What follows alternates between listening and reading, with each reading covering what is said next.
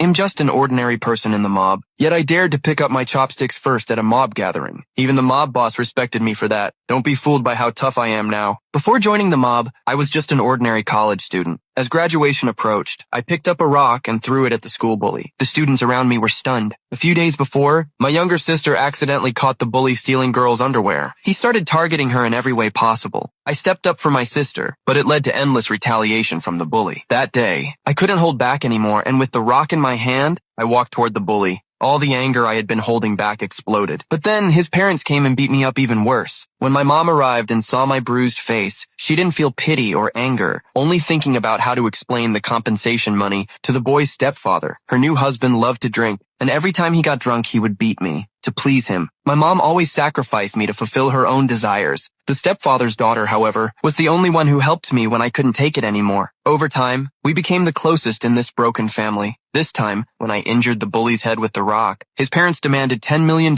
in compensation. My mother was completely hopeless. To pay off the debt, I started working at a corrupt restaurant owned by a shady boss. If a customer only ordered one meal, the boss would secretly add a pinch of ash as seasoning. I, being soft-hearted, would always quietly warn the customers. But kindness didn't bring me good fortune. One evening after work, I was knocked to the ground from behind by the bully and his friends. They threatened that if I didn't pay the money back within a day, they would torture me for another day. But the money I saved wasn't even enough for a burger. To escape from these demons, the next day I asked my boss to advance my salary to pay off the debt. Not only did he refuse, but he also mocked me. While we were arguing, the local mob boss, John, who was dining at the restaurant, overheard. John is the leader of the local gang. Incredibly, that night, he had his men deliver $10 million to me. He specifically told me the money didn't need to be repaid, just that I should go back and focus on my studies. The next day, my mother and I went to school to pay off the compensation, but she wasn't happy at all. Instead, she suspected I had done something bad outside. I was instantly heartbroken, and there was more to come. That night, my stepfather showed up with a new baseball bat. It turned out the school bully had called and humiliated him. I got up and ran for the door, but my stepfather knocked me down with a hit on my back. My face slammed into a flower pot on the balcony. The next day, the boss fired me because of the scars on my face. But what he didn't know was that this incident pushed me to the peak of my life, focused on making money. I went to John. Strangely, when John found out why I was there, he told me to leave, but I didn't back down. I turned around, grabbed a chair, and sat down. At that moment, John suddenly saw the scars on my face. He understood that I was just as unfortunate as he was. Finally, he nodded. On my first day with John, he personally cooked a fish for me. For the first time in my life, I felt the warmth of home.